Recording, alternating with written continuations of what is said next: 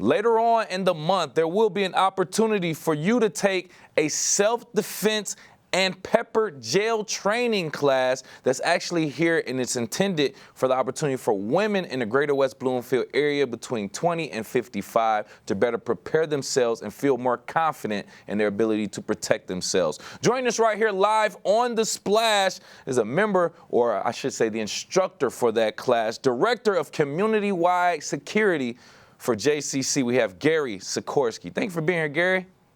Good morning, Kevin. How are you? Doing just fine. Thank you for asking, Great. sir. Such a unique class and training that we are offering. I'm so glad that we are highlighting this. I want to kind of go to the why of it. What inspired the idea for this self-defense and pepper gel training class? Well, I think, it's important for everybody to know how to protect themselves. And even more important than protecting themselves is how to avoid problems, how to foresee things, how developing a sense of situational awareness. Ideally, we would like to have a community of first responders. So it's all part of an ongoing process that we offer to the community in resiliency, self-defense, active assailant training and response, as well as stop the bleed, CPR, AED training. So it's a holistic approach. And this class coming up on the 16th, actually, it's right around the corner tomorrow, hosted by Hadassah, is one of those programs. And so it's a way for people to engage, to develop that sense of confidence as well as resiliency. Perfect. Now, what I want to ask you next, I feel like I know the answer to this, but I would love for you to elaborate a little bit more. What do you want the participants to ultimately take away from attending this event? So ultimately, that sense of confidence and awareness. I think, many times people don't know what they don't know, and this class is not intended to scare people or freak people out, but it's intended to develop that sense of awareness. And so, it's a lot easier to stay out of trouble than to get out of it once you're in it. But we do prepare for the worst case scenarios.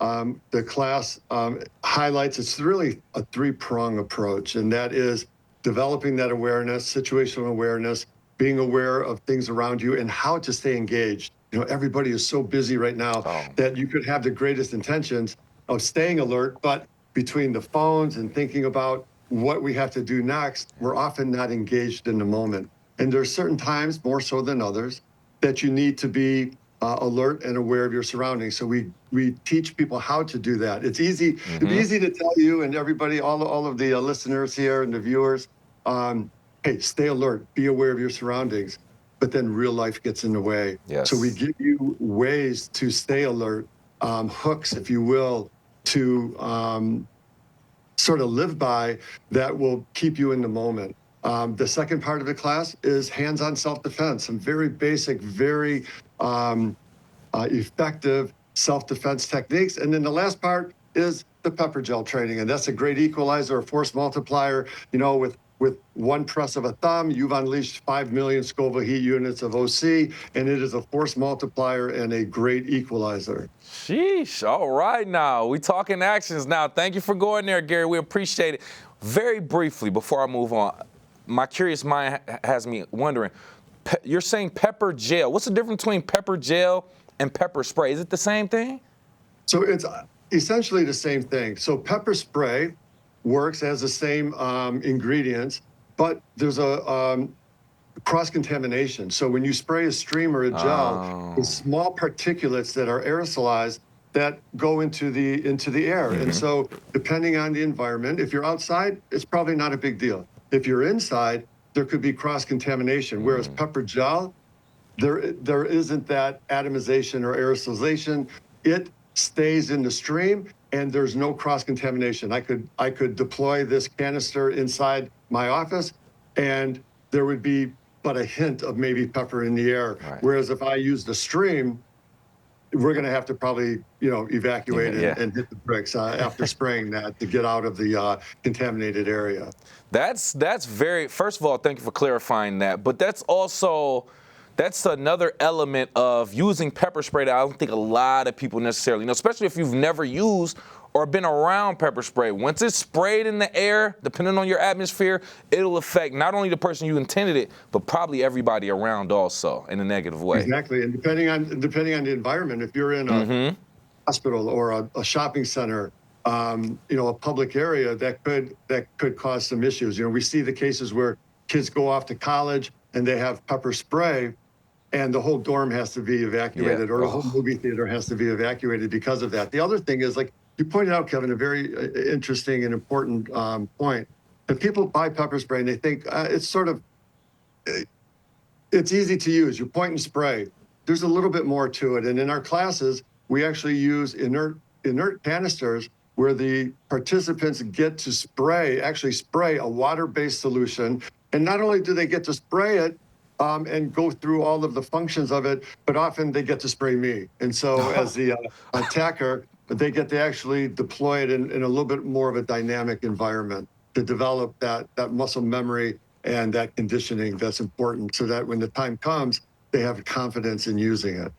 Kudos to you, Gary. Kudos for volunteering to get sprayed. I know it's not real pepper spray that they'll be using on you, but just kudos to you. That just shows your level of commitment and dedication to this class and the self-empowerment for the local women in our area. And I want to dig into that a little bit more. But with us right here, live on the Splash, Director of Community-Wide Security for JCC, Gary Sikorski, talking about the upcoming Women's Self-Defense Training and Pepper Gel courses, or class, I should say, that'll be happening January 16th at the Hadassah. Did I say that correct? That's correct. Perfect. Okay, so Gary, I want to continuously dive into this. Without giving us all the tips and the secrets, just keep it maybe as generic as possible. As the Director of Community-Wide Security, are there any critical self-defense tips that you would like to share with the West Bloomfield community now? So I think just if I have just a brief time, there's two things I would like to say is that what we do a reaction time drill, and that talks about a person's, action is always faster than reaction. So it impresses and illustrates the importance of distance. And so the one key thing is don't let people get up close to you. There's only two ways to attack somebody, right? You can stalk and hide, and surprise attack, an ambush attack, or you can sort of schmooze your way up to somebody, stalk them, get close under the pretense of asking for directions or conversation. And so if you're in these types of situations, the thing that we emphasize is try to maintain distance and put obstacles between you. The second thing I would say is 10 seconds to safety. It's one of the hooks that I mentioned earlier. And that is, if I ask you to invest a lot of time in personal safety, it's like an exercise program. You're all in the beginning, and then you sort of drift away from it. It has to be easy, and it has to be memorable. And so 10 seconds of safety are one of the ideas that we employ, and that is, take 2 seconds as you're approaching an area. Look around. Do things look normal? Is it as you expected? Is there a big crowd, and you didn't expect anybody there, or vice versa? Is there police caution tape and white chalk outline on the ground? Oh, wow. That's a clue, we call it, to stay maybe away from that area. Yeah. 2 seconds as you get out of the car, look around. Now you're out of that environment where you're closed, windows up, you're stepping out, you can look around.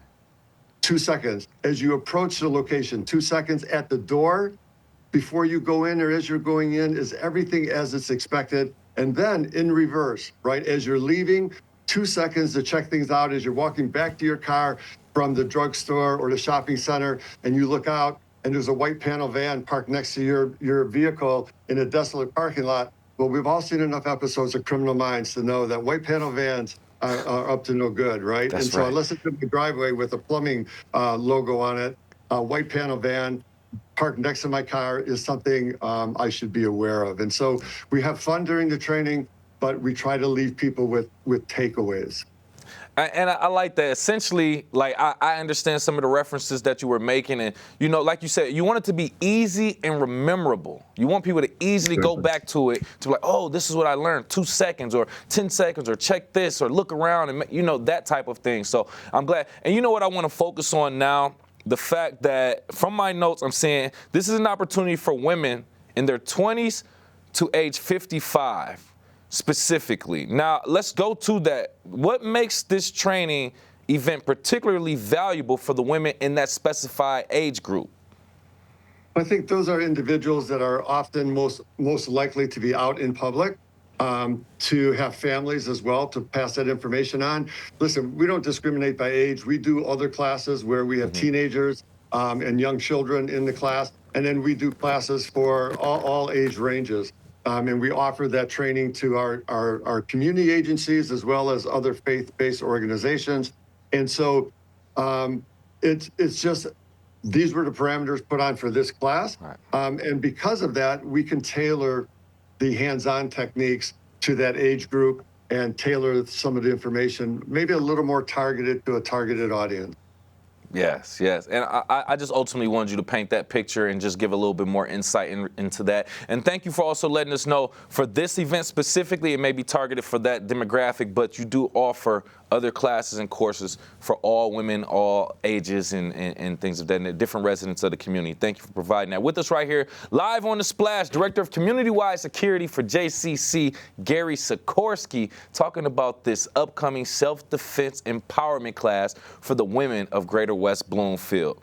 Now, you said something earlier I want to kind of touch on. You said the fact that this class is not to think that there's something wrong or there's danger to be aware of. It's really like a proactive kind of like thing. So can you just talk about how hosting events like this contributes to creating a safer and more empowered community? So I think, there's a number of studies that show that victims of crimes, victims of assaults, do fare better afterwards, not only physically, but emotionally, if they've been empowered and have that sense of resiliency going in, that people are not powerless. And so from that standpoint, from the mental health standpoint and the resiliency standpoint, this training is invaluable. And then just the personal confidence that comes with it. I think, one of the things that I talk about during the class is that I say, listen, when we advocate you having a canister of pepper spray, the hope is that you never have to use it. But if you develop that discipline to bring it with you, look, I could have a can of pepper spray in every jacket pocket, every glove box, every briefcase, every backpack that I have, but I don't. I have one or two that I carry with me all the time. That way, when I go home, I hang it up. Before I leave the house, I grab it. And what I tell the participants in the class, you having the discipline and the mindset of taking this with you and having it available is the equivalent of Sikorski tapping you on the shoulder every time you leave the house, whispering in your ear, saying, pay attention, look around, be aware. I love that. Just not, if I were to be in that situation, let me grab my pepper spray. I'm thinking of you just tapping me on my shoulder. Kevin, pay attention, be aware. I love that. Hey, we don't want to hold up too much more of your time. Just a few things. First and foremost, any other additional tips, information that you want to give out to the community regarding safety or this event at all, and then just land the plane, just talking about the details of the event. So I can tell you that in a general sense, I would just reiterate what I've said. It's just pays to pay attention, right? It's just a lot easier to stay out of trouble and to know what to look for. We live in a very safe community, West Bloomfield Police Department. I work very closely with the police department. We have excellent public service and public safety in this community. And so from that standpoint, it's a very safe community, but it always pays to pay attention. And so from that standpoint, there's, it's not like there's a crime wave or anything going on. This is to develop that self-resiliency, that community resiliency, and self-confidence, and to have the ability, when it comes down to it, to protect yourself if needed. So I would leave you with that. And then as far as the details, these types of organizations contact us. We're happy to service the community agencies, the faith-based organizations, Jewish Community Security, JCSI, we call it. We work very closely with the JCC. We work very closely with the Jewish community, but we also work very closely with all of the other faith-based organizazations and other community agencies. I have a team of highly trained security professionals. Most of them are not most, all are former law enforcement with extensive training backgrounds. So it's whether I'm doing the training or one of our team members is doing the training. It is high speed, enjoyable, and provides you a lot of takeaways that are a tangible, useful information. Gary, first and foremost, I want to thank you not only for being here, but for leading the charge in this type of class. for the most part, we all have mothers, sisters, girlfriends, even friends who are women also. And I think we all want them to feel empowered and confident when they're out by themselves. So thank you for doing this for our community in Greater West Bloomfield. And thank you again for your time. Once again, Director of CommunityWide Security for JCC, Gary Sikorski. We appreciate you for being here again.